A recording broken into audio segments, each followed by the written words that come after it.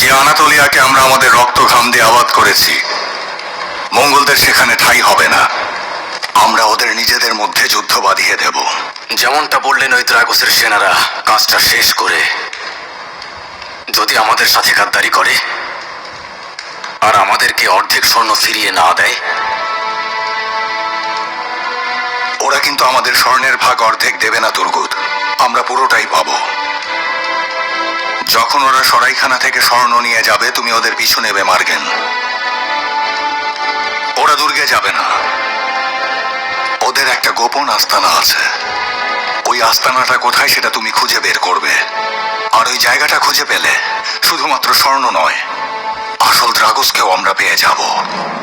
যেমন আদেশ বেগ। দ্রাগোস ও তার সেনারা মঙ্গলদের মেরে স্বর্ণ নিয়ে যাবে। তখন মঙ্গলরা আমির বাহাউদ্দিনকে হত্যা করবে। আমরা দ্রাগোসের আস্তানায় গিয়ে স্বর্ণ উদ্ধার করব। লোকে বলে কুকুর নাকি কুকুরকে কামড়ায় না, কিন্তু একে অপরকে ছিন্ন ভিন্ন করে ফেলে। এরপর তুমি লেফকে দুর্গে গিয়ে স্বর্ণগুলো নিয়ে যাওয়া সেই সরাইখানার খোঁজ দেবে তুর্গুত।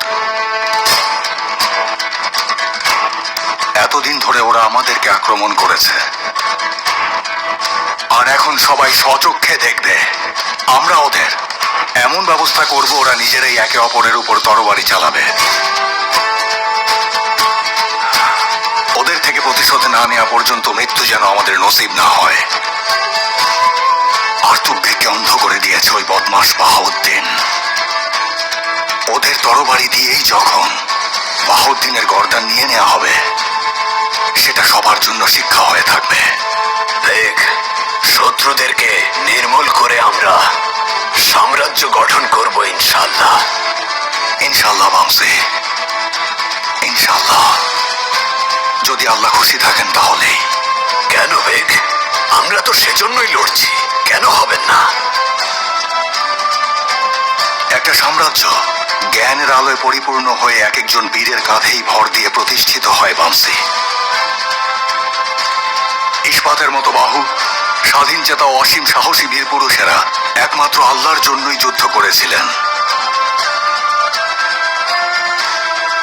কিন্তু আল্লাহ যখন তাদের সাম্রাজ্যের নিয়ামত দান করলেন, তারা মনে করলেন নিজেরাই তা অর্জন করেছে।